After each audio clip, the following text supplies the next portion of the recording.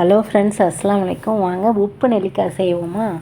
நான் வந்து இன்றைக்கி 1/2 கிலோ நெல்லிக்காய் வாங்கியிருக்கேன். கொஞ்சம் ஜூஸ் போட வச்சுட்டு, சரி கொஞ்சம் நெல்லிக்காயை வந்து உப்பில் போட்டு எடுத்து சாப்பிடும்போது நம்மளுக்கு ரொம்ப டேஸ்ட்டாக இருக்கும். என் மகளுக்கு ரொம்ப பிடிக்கும். இப்போ மகன் அந்தளவுக்கு எடுத்துக்க மாட்டாப்புல.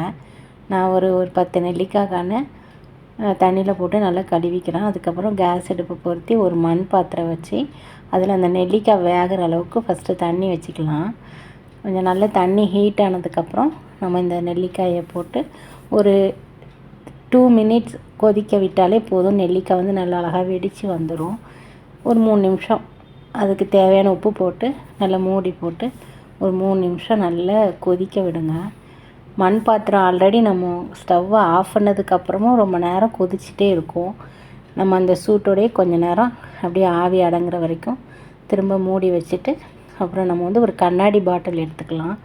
அதில் ஒரு காரத்துக்காக ஒரு மிளகாயை லைட்டாக கீறி போட்டிருக்கேன்.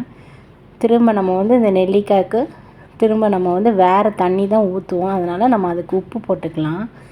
கொஞ்சோண்டு உப்பு போட்டுட்டு அதுக்கப்புறம் நம்ம நெல்லிக்காயை பாட்டிலில் ஒன்று ஒன்றா எடுத்து போடணும். அந்த அவிச்ச தண்ணியை ஊற்றக்கூடாது, சரிங்களா? அவிச்ச தண்ணியை ஊற்றுனீங்கன்னா நெல்லிக்காய் நல்லா இருக்காது டேஸ்ட்டு. எல்லா நெல்லிக்காயும் நம்ம பாட்டிலில் ஒன்று ஒன்றா போட்டுட்டு திரும்ப நம்ம பச்சை தண்ணி, அதாவது சூடு இல்லாத தண்ணியை அதோடு ஊற்றி நல்லா ஒரு குலுக்கி வச்சிட்டிங்கன்னா, இப்போ வச்சிங்கன்னா ஒரு 8 மணி நேரத்துக்கு அப்புறம் நல்லா ஊறி இருக்கும். நம்ம சாப்பிடும்போது ரொம்ப டேஸ்ட்டாக இருக்கும். இன்ஷா அல்லாஹ் நீங்களும் உங்கள் வீட்டு பிள்ளைங்களுக்கு இதே மாதிரி ஊறின நெல்லிக்காய் வச்சு சாப்பிட கொடுங்க. பிடிச்சிருந்தால் லைக் பண்ணுங்கள்.